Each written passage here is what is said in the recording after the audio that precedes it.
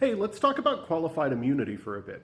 If you don't already know, qualified immunity as it deals with police is the idea that if the police harm you or your property or violate your rights, you cannot sue them except for some very narrow specific circumstances that made it all the way to the Supreme Court. Now, this was put in place to resolve a legitimate issue. Police, in their line of work, will occasionally have to make split-second decisions in dangerous situations, and we want police to be confident to make those decisions, knowing that they won't be financially ruined if they make a mistake. Now, the flip side is, let's take a situation that I'm sure definitely never happened before. Say the police don't double check the address on their search warrant, or they don't double check the house numbers when they're going to execute a search warrant, and they break into your house and they bust everything open, they slice open all your furniture looking for everything they can, and then they realize, oh no, this is the wrong house. So you go to a judge and you say, hey, there are thousands of dollars in damages from a raid that should not have happened at my house to begin with.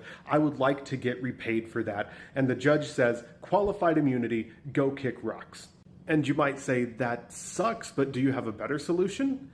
And while personally, I think policing needs to be rebuilt from the ground up, but I also think we are a very, very long ways away from that happening.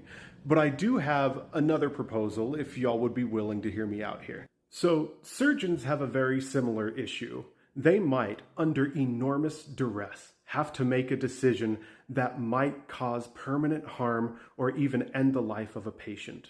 We also want surgeons to be able to make those split-second decisions without worrying about lifetime financial ruin. But when mistakes happen, we don't tell the patient, well, doctors have to make difficult decisions sometimes. Sorry, but we can't give you any recompense.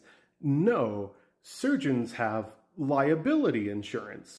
I think cops, instead of having qualified immunity, should be required to have liability insurance. And I think this solves a lot of problems with current policing today. I don't think it's a perfect solution, but I do think it is a patch we can pretty easily put on the current system that will do a lot of good. The first and most obvious is that victims of police malpractice can get repaid without the actual police officer facing hundreds of thousands of dollars in debt. It also adds a pressure for police departments to make sure that their police know your rights and do their best not to violate them, trying to prevent malpractice before it even happens. Because if your department comes with a high risk of this malpractice, the insurance companies are going to jack up their rates. This also helps solve another issue. Police who have committed egregious violations of their duties will